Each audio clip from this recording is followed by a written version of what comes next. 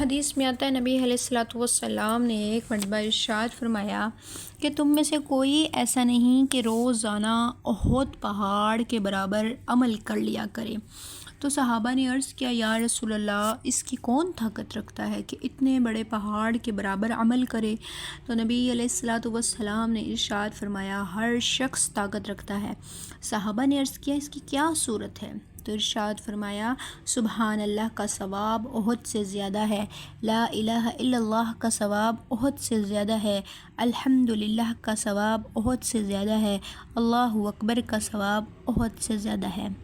یعنی ان کلموں میں سے ہر کلمہ ایسا ہے جس کا ثواب احد پہاڑ سے زیادہ، اور ایک پہاڑ کیا نامعلوم کتنے ایسے پہاڑوں سے زیادہ ہو۔ حدیث میں آتا ہے کہ سبحان اللہ الحمدللہ سارے آسمانوں اور زمینوں کے ثواب کو بھر دیتا ہے۔ سبحان اللہ کا ثواب آدھی ترازو اور الحمدللہ کا ثواب جو ہے وہ اس کو پر کر دیتا ہے، اور اللہ اکبر آسمان زمین کے درمیان کو پر کر دیتی ہے۔ حضور علیہ الصلوۃ والسلام سے نقل کیا گیا کہ سبحان اللہ الحمدللہ لا الہ الا اللہ اللہ اکبر مجھے ہر اس چیز سے زیادہ محبوب ہے جس پر آفتاب نکلے۔ تو ملا علی قاری رحمہ اللہ تعالیٰ عنہ فرمایا کرتے کہ مراد یہ ہے کہ ساری ہی دنیا اللہ کے واسطے خرچ کر دوں تو اس سے بھی یہ زیادہ محبوب ہے۔ کہتے ہیں کہ حضرت سلیمان علیہ الصلوۃ والسلام ہوائی تخت پر تشریف لے جا رہے تھے، پرندے آپ پر سایہ کیے ہوئے تھے، جن اور انس وغیرہ لشکر در قطار ایک عابد پر گزر ہوا جس نے حضرت سلیمان علیہ السلام کی اس وسعت ملکی اور عموم سلطنت کی تعریف کی۔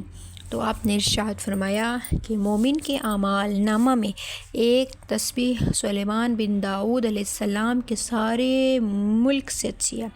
یہ ملک فنا ہو جائے گا اور تسبیح باقی رہنے والی چیز ہے۔ ایک مرتبہ نبی علیہ الصلوۃ والسلام نے ارشاد فرمایا کہ واہ واہ 5 چیزیں اعمال نامہ یعنی تلنے کی ترازو میں کتنی زیادہ وزنی ہیں۔ لا الہ الا اللہ اللہ، لا الہ الا اللہ اللہ اکبر، سبحان اللہ الحمدللہ، اور وہ بچہ جو مر جائے باپ اسی طرح ماں بھی اس پر صبر کرے۔ حضور صلی اللہ علیہ وسلم کا ارشاد ہے کہ حضرت نوح علیہ السلام نے اپنے صاحبزادے سے فرمایا میں تمہیں وصیت کرتا ہوں اس خیال سے کہ بھول نہ جاؤ، نہایت مختصر کہتا ہوں، اور وہ یہ ہے کہ 2 کام کرنے کی وصیت کرتا ہوں اور 2 کاموں سے روکتا ہوں۔ جن 2 کاموں کی کرنے کی وصیت کرتا ہوں وہ دونوں ایسے ہیں کہ اللہ تعالیٰ ان سے نہایت خوش ہوتے ہیں اور اللہ کی نیک مخلوق ان سے خوش ہوتی ہے، اور دونوں کاموں کی کہ اللہ کے یہاں رسائی اور مقبولیت بھی بہت زیادہ ہے، اور ان میں سے ایک لا الہ الا اللہ۔